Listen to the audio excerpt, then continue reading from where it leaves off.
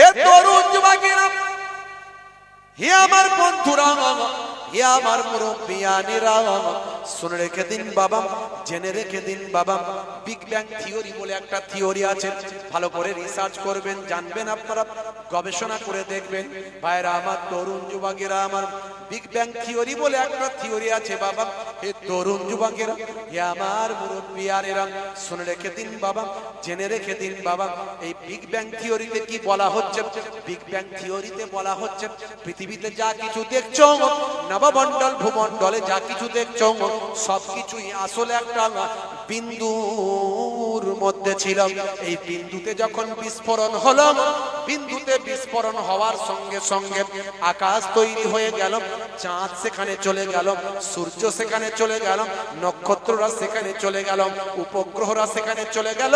হে তরুণ যুবকেরা, জমিনটা জমিনে ছিটকে চলে এলাম, জমিন তৈরি হয়ে গেল, জমিনে পাহাড় তৈরি হয়ে গেল, জমিনে সমুদ্র তৈরি হয়ে গেল, জমিনে নদী তৈরি হয়ে গেল। এটাই হলো বিগ ব্যাং থিওরি। এই বিগ ব্যাং থিওরিতে বলা হচ্ছে এটা একটা ইলাস্টিকের মতো, যেমন কাটার রাবারকে পারালে বেড়ে যায়, আবার ছেড়ে দিলে সংকুচিত হয়ে যায়। এমন একটা সময় আসবে, বিগ ব্যাং থিওরিতে বলা হচ্ছে যত কিছু ইলাস্টিকের মতো ছড়িয়ে আছে নবমণ্ডল ভূমণ্ডলে, যা কিছু আছে সব আবার একটা বিন্দুতে ফিরে আসবে। এর নাম বিজ্ঞানীরা দিচ্ছে big bang, big bang theory. ভাই আমার, এটা কিন্তু আজকে একবিংশ শতাব্দীতে গবেষণা হয়েছে। এই একবিংশ শতাব্দীতে বিজ্ঞানীরা এই থিওরিটা আবিষ্কার করেছেন। কিন্তু আল্লাহর কি কুদরত বোঝা বড্ড দায়। হে মুসলমানেরা, আপনি ভালো করে চিন্তা করে দেখুন, আজ থেকে 1450 বছর আগে এই বিগ ব্যাং থিওরিটা আল্লাহর কোরআনে পাওয়া যায়। এত সুন্দর কথা শোনালাম, সুবহানাল্লাহ বলতে পারলেন না? কিসে সুবহানাল্লাহ বলবেন? হে তরুণ যুবকেরা, যদি বলেন হুজুর প্রমাণ কোথায়? আল্লাহর কোরআনে কেমন করে বলা হয়েছে? আমি এর আগে অনেক বক্তব্যের মধ্যে আমি বলেছি, যত বিজ্ঞানের আবিষ্কার বাড়বে, তত আল্লাহর কোরআনকে মানুষ সঠিকভাবে বুঝতে পারবেন, তত বেশি আল্লাহর কোরআনের দিকে মানুষ ঝুঁকে পড়বেন। যত বিজ্ঞানের আবিষ্কার বাড়বে, হে তরুণ যুবকেরা, হে আমার মুরব্বিয়ানেরা, দেখুন আজকে যখন বিজ্ঞান এই একবিংশ শতাব্দীতে, ভাই আমার দোস্ত আমার, অষ্টদশ শতকের কথা আমি বলছি না, ভাই আমার 19 শতকের কথা আমি বলছি না, বিংশ শতকের কথা আমি বলছি না, আজকে একবিংশ শতকের কথা বলছি। এই একবিংশ শতকে যখন বিজ্ঞান থিওরি আবিষ্কার হলো, তখন দেখতে দেখতে পাওয়া যায় আল্লাহর কোরআনে 1450 বছর আগে এই বিগ ব্যাং থিওরিটা আমার আল্লাহ জানিয়ে দিয়েছেন। বিজ্ঞানের আবিষ্কার হলে আল্লাহর কোরআন দ্বারা প্রমাণিত হয়ে যায়। যত বিজ্ঞানের আবিষ্কার বাড়বে, তত আল্লাহর কোরআনকে বোঝা যাবে।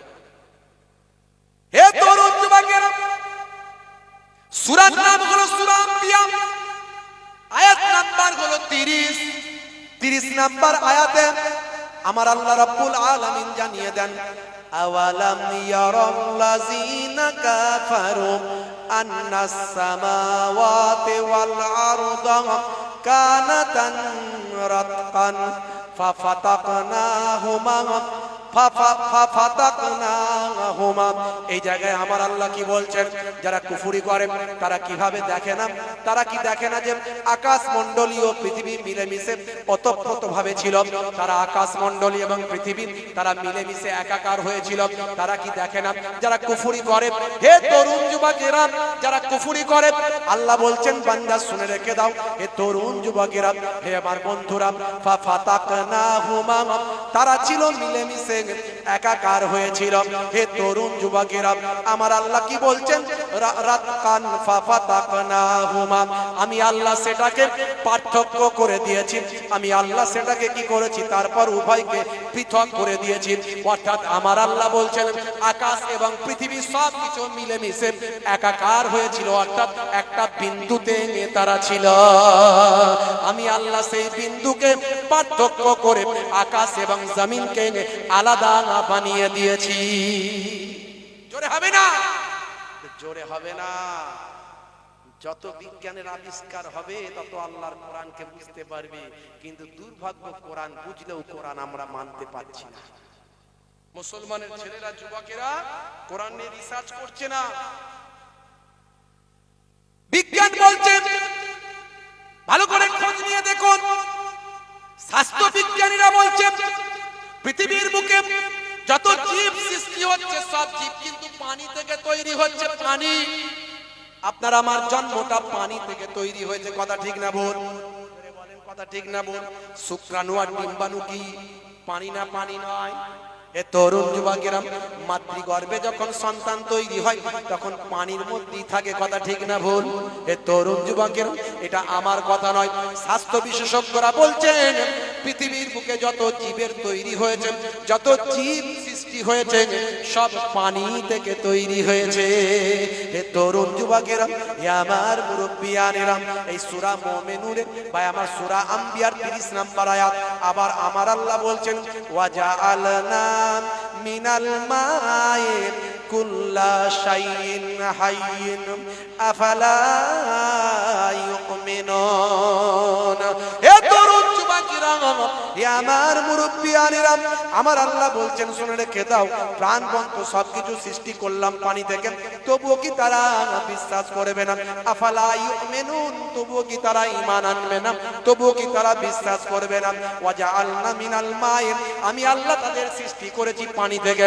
1450 বছর আগে আল্লাহর কোরআন বলছে যত প্রাণবন্ত অর্থাৎ যত প্রাণীর সঞ্চার হয়েছে, যত প্রাণীর জন্ম হয়েছে, আমি আল্লাহ সকলকে পানি থেকে সৃষ্টি করেছি।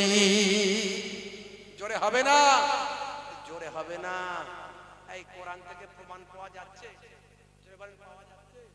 এ তো গোটা কত খুঁজে বের করছি, এরকম শত শত বের করলে পাওয়া যাবে। আরো বিজ্ঞানের যত ডেভেলপমেন্ট বাড়বে তত কোরআনকে আরো বেশি পাওয়া যাবে। কারণ কোরআন কার কথা বলে? আল্লাহর কথা। কোরআন কার কথা?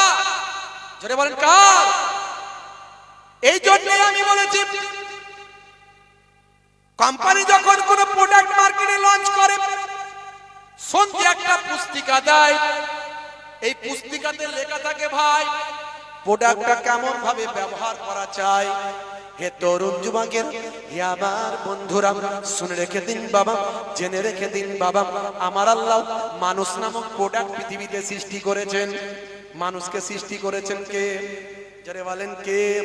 আমার আল্লাহ বলছেন লাকাদ খালাকনাল ইনসানা ফি আহসানি তাকবীম, মানুষকে আমি আল্লাহ সর্বাপেক্ষা সুন্দর করে সৃষ্টি করেছি। আপনারা সুবহানাল্লাহ বলতে কষ্ট হচ্ছে? সব পাওয়া যাবে না? আচ্ছা সুবহানাল্লাহ বলে সব, আমি এত সুন্দর কথা শোনাচ্ছি আপনারা সুবহানাল্লাহ বলছেন, তো কি কথাই সুবহানাল্লাহ বলবেন? একবার জোরে জোরে তাকবীর দেন তো দেখি, নারে তাকবীর। আর বাংলাদেশের সঙ্গে আমরা তুলনা করি, বাংলাদেশের লোকেরা কথাই কথাই লাফিয়ে উঠে পড়ে, বলে হুজুর বাংলাদেশের মতো ওয়াজ করে না। বাংলাদেশের মতো আগে তুমি শ্রোতা হও, তারপরে বক্তা হবে। বাংলাদেশের লোকেরা